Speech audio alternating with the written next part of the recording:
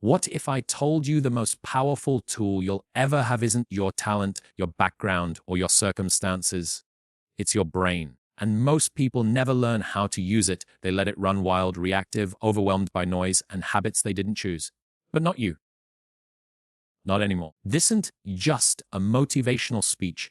It's a call to master the machine that drives every thought, every choice, every outcome in your life. It's time to stop living on autopilot. It's time to review your brain and take back control of your mind, your habits, and your future. Every morning, before the world gets loud, take a moment and ask yourself one question. What is my mind doing right now? Is it racing? Is it calm? Is it drifting into doubt, conduct from? Or is it anchored in purpose? Most of us go through our day without ever stopping to examine the very engine driving everything, our brain. But here's the truth. Your brain is not just something you live with. It's something you can lead. And the first step to leading it is reviewing it. Most people treat their thoughts like facts. A voice in your head says, "You're not good enough," and you accept it. A wave of procrastination shows up and you follow it. But you have to understand something. Your brain is a prediction machine. It's constantly running on old scripts, learned responses, and habits you may not even remember forming. If you don't pause to examine what it's saying and why, you'll live in patterns that were written by fear, fatigue, or even someone else's expectations. So when I say review your brain, I don't mean overanalyze or judge yourself. I mean take inventory. Just like an athlete checks their form before a lift, conduct from, or a pilot runs through a pre-flight checklist, you need to bring conscious awareness to what your brain is doing. That means noticing your default thoughts, questioning your automatic reactions, and asking, does this serve the person I'm becoming? Here's what happens when you do this consistently. You begin to separate what's happening in your brain from who you are. That little space between thought and awareness is where your power lies. It's where you get to choose. Not every anxious thought deserves your belief. Not every distraction deserves your attention. And not every impulse is worth acting on. And don't wait for the perfect moment to start this practice. Start now. As you're listening, ask yourself, where is my attention? What emotion is dominant in me right now? Conduct from. The act of asking that, of checking in instead of checking out, builds a stronger, more flexible mind. It's a muscle you train, and like any muscle, it gets stronger with repetition. Some days your mind will feel sharp. Other days it'll be noisy and cluttered. That's okay. The goal isn't perfection. The goal is presence, because presence gives you perspective.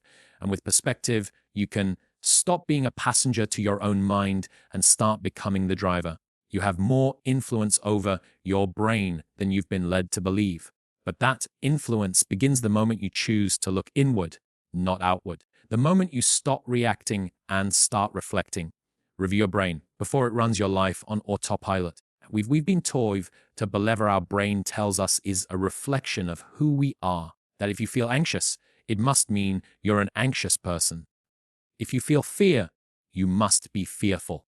But let me offer you something that can shift your entire perspective. You're not your brain. You train your brain.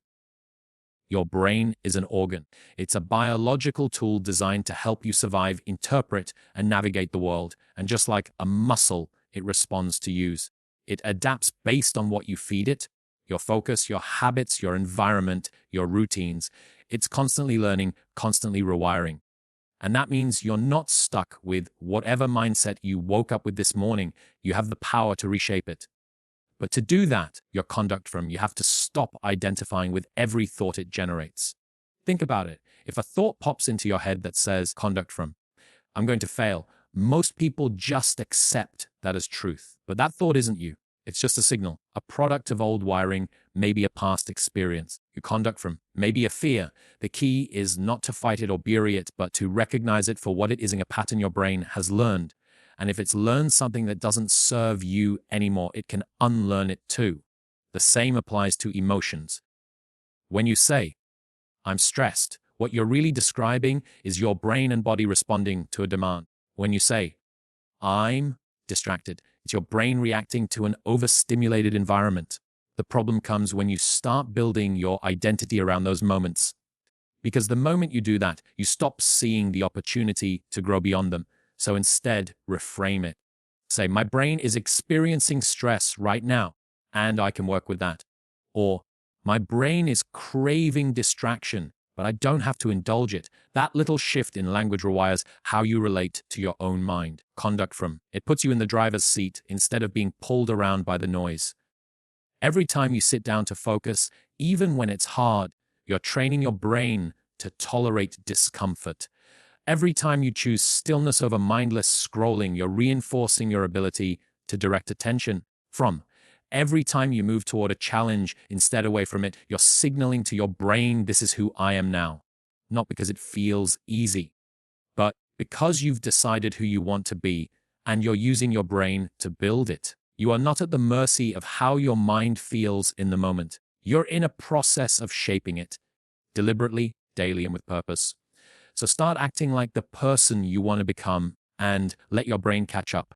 Your brain doesn't change because you hope it will. It changes because of what you do, and especially what you repeat.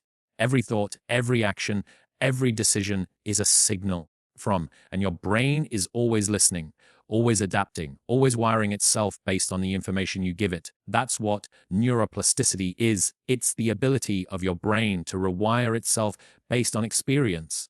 But here's the catch, it doesn't just rewire through big, dramatic moments. It rewires through habits, through consistency, through what you choose to do, especially when no one's watching.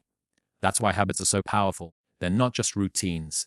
They're instructions to your brain.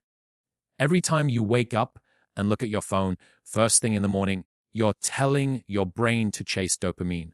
Every time you avoid discomfort, you're teaching your brain that discomfort is a threat. But the opposite is also true. From when you sit down and focus for 90 minutes without distraction, you teach your brain that deep work matters. When you expose yourself to small amounts of healthy stress, like cold showers or exercise, you teach it that challenge is safe, that you can handle more than you thought. That's how you build resilience, not by reading about it, but by practicing it retentionally, because your brain doesn't care what you wish you believed. It cares what you prove through action. And the good news is you don't have to wait to feel ready. In fact, conduct from. The people who change their lives the most aren't the ones who feel confident all the time. They're the ones who act before the feeling shows up from. The ones who understand that identity follows behavior. Let me be clear, you don't need to overhaul your life overnight. That's not how lasting change works. What you need is consistency in small, high-impact actions. 10 minutes of intentional breath work in the morning, a block of focused, undistracted work, and getting sunlight in your eyes early in the day. Moving your body, even if it's just for a walk. These things may sound simple, and they are, but they're not insignificant. Because when done daily, they compound. They reinforce a new version of you at the neural level. And yes, you're going to have days when it feels pointless, days when your old patterns show up louder than your progress. But that's the moment you need to remember this: every repetition counts. Every time you show up, conduct from, you're casting a vote for the future you. And eventually, your brain starts to believe you, not because of what you said, but because of what you've done. From your habits are not just shaping your day, they're shaping your mind, your identity, and your future. Most people think the goal is to eliminate stress, to finally reach that perfect moment when everything is calm, quiet, and under control. But that's not how life works, and it's definitely not how your brain is wired. The goal isn't to live without stress. The goal is to learn how to use it. Stress in the right amount at the right time is not a weakness. It's a tool, it's fuel, it's a biological signal that your body and brain are being activated for something important. The problem isn't stress itself, it's when you don't know how to regulate it. We live in a world where chronic stress is normalized.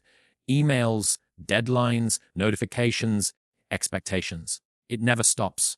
And without any boundaries, your nervous system stays stuck in high gear. That's when stress becomes toxic. That's when it begins to damage focus, erode sleep, cloud judgment. But here's the part most people miss: the brain isn't designed to avoid stress altogether. It's designed to manage bursts of effort, conduct from, followed by recovery. That's the rhythm your mind thrives on. Intensity, then reset, like a sprinter, not a marathoner.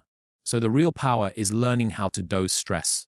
to step into challenge when it matters and step out of it when it doesn't. That's regulation. That's mastery. And it starts with simple tools.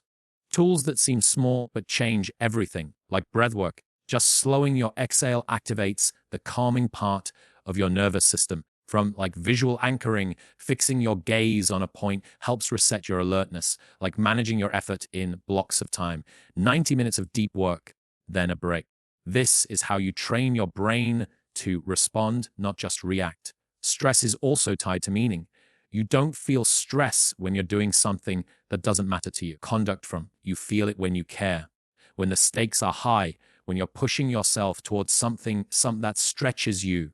And that's a good sign. That means you're alive. That means you're in the game. But you have to work with that energy. Harness it so it doesn't hijack you. The most resilient people I know are not the ones with easy lives. They're the ones who've trained their nervous system to stay grounded under pressure, not by escaping stress, but by leaning into it with tools, with awareness, your conduct from, and with practice. They've made stress their training ground, not their enemy. So when you feel that surge, your heart rate goes up, your breathing gets shallow, your thoughts start to race. Don't panic. Smile a little. That's your body getting ready to rise. You're not broken. You're not weak. You're being called to grow. Use stress like a signal, not a sentence. Most people are waiting to feel ready, waiting for clarity, waiting for motivation to strike like lightning before they move. But that's not how the brain works. Motivation doesn't come first. Action does. You don't think your way into a new identity. You behave your way into it. You do the thing over and over, and eventually your brain catches on. It starts saying, this is who we are now. Not because you had a breakthrough moment, but because you kept showing up. When you take action, even a small one, you're sending your brain a message. You're giving it proof. And your brain believes proof more than it believes positive thinking. You can sit there and tell yourself you're disciplined, you're confident, you're focused. But none of that sticks until your actions align with those words. That's when your brain starts building new pathways. That's when it rewires around a new identity. This is why it's so important to stop waiting to feel a certain way before you begin. The people you admire, the ones who seem unstoppable, they're not waiting to be in the right mood. They act in alignment with who they want to become, even when it's uncomfortable, even when it's inconvenient. And that's what shapes their mind over time. That's what programs their focus, their confidence, their drive. It doesn't have to be huge. It can be as simple as sitting down and doing 5 minutes of hard focus work when your brain is screaming to scroll. It can be saying no to a distraction once a day. It can be lacing up your shoes and going for that walk you promised yourself. These little moments of choice, they're not small. They are the building blocks of your mental architecture. Every one of them reinforces a signal: this is who I am becoming. What's powerful is that your brain starts to adapt. It starts to predict your new behavior, and then it rewards it. The circuits for discipline get stronger. The resistance gets quieter. What felt impossible last month becomes your new normal. That's how identity is built, not in big declarations, but in quiet, consistent alignment. And yes, there will be days when you fall short, days when your actions don't match who you want to be. That's okay. You don't need perfection to rewire your brain. You need repetition. You need to come back to the process and remind yourself, this isn't about how I feel, it's about what I do. Because feelings are temporary, identity is built through patterns. So don't wait to become the person you want to be. Start acting like that person today and let your brain rise to meet you. So now you know. Your brain is not fixed. It's not your limit. It's your leverage. Every thought you challenge, every habit you build, every breath you take with intention is shaping the architecture of your mind. You're not waiting for change to happen. You are the change, not someday, not when it's easy. Now, you don't need perfect conditions. You need consistent action. You don't need to feel ready. You need to move anyway. You're not here to be ruled by your brain. You're here to train it, lead it, evolve it. This isn't about motivation. It's about responsibility. The moment you take ownership of your mind, everything shifts, focus sharpens, purpose deepens. Life starts responding differently because you are showing up differently. So review your brain. Train your habits, regulate your stress, guard your sleep, move your body, act in alignment with who you are becoming. Do every day, not because it's easy, but because it's worth it. You are not at the mercy of your mind. You are the author of it. Start writing the story you came here to live,